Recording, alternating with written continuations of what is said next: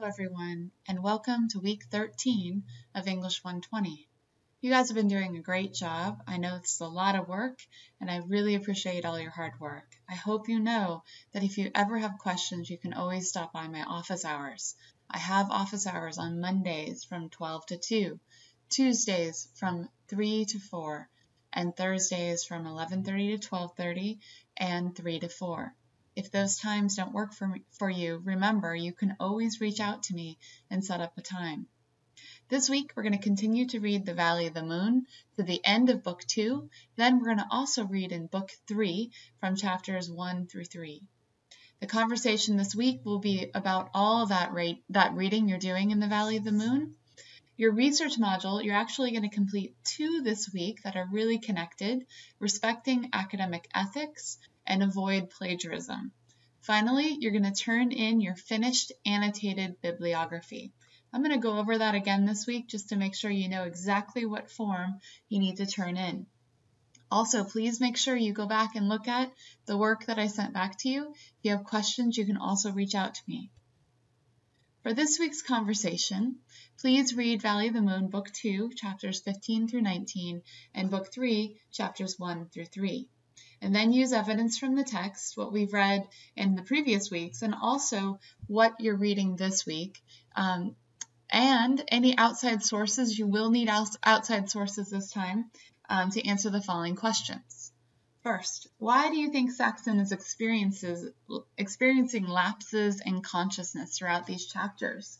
If you could diagnose her, what would you say was wrong? Provide evidence to support your claim. So make sure when you make your diagnosis, you use evidence from outside sources. Who is Otto Frank? Why does he haunt Saxon? What happens to Saxon at the rock wall? What do you think that the rats represent? Who is the little boy, and what does she learn from him?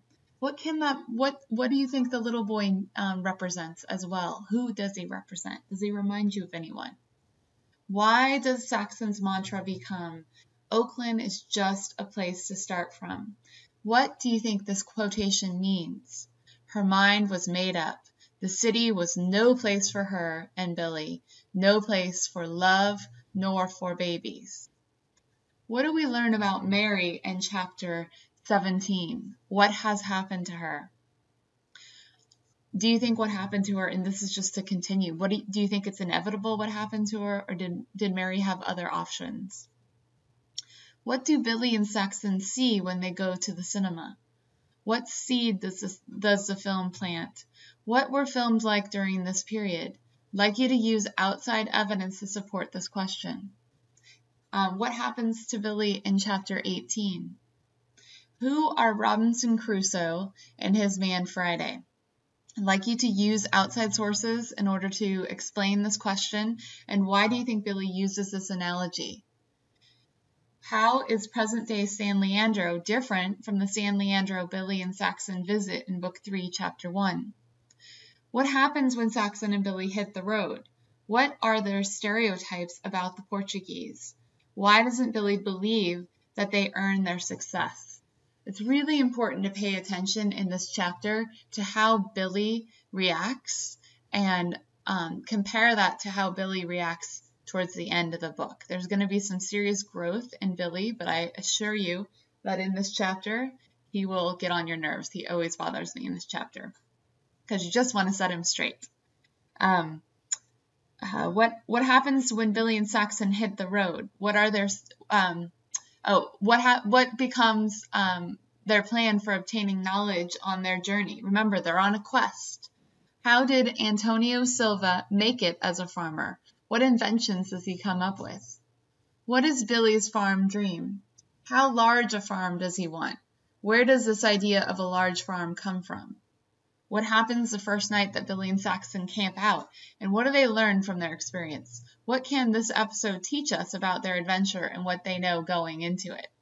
All right, guys, please answer all of these questions using evidence by Friday at 11:59 p.m. Then respond to your peers' post. Remember, you want to extend the conversation, agree or disagree with them, provide evidence to support what you're saying. Those responses need to be posted by Monday at 11:59 p.m. All right, guys, this week you're going to continue to work on your annotated bibliography, which is due next Monday at 11:59, November 16th. Just to remind you, you're going to be citing 6 academic sources. That means these sources must have an author. They must come from places other than just the internet. You need to have a respected source.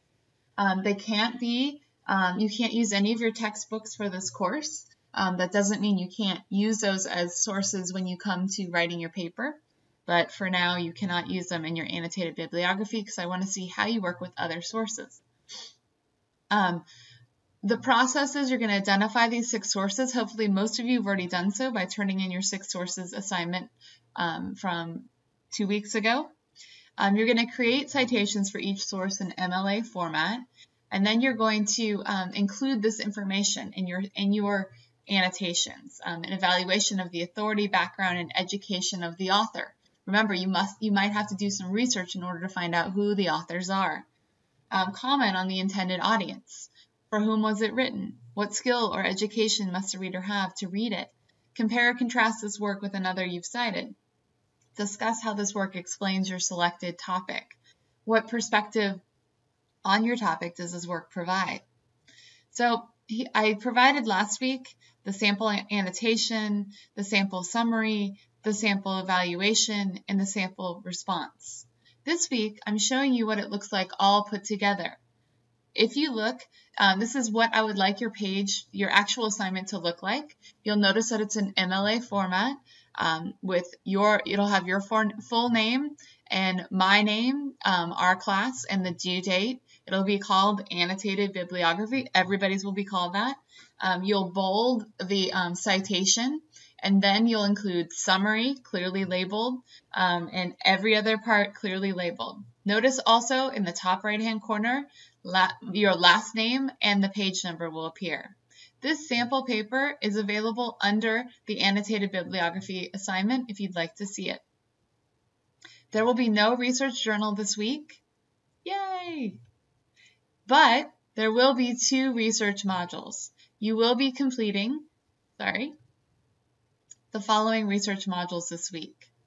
Respecting academic ethics and avoid plagiarism.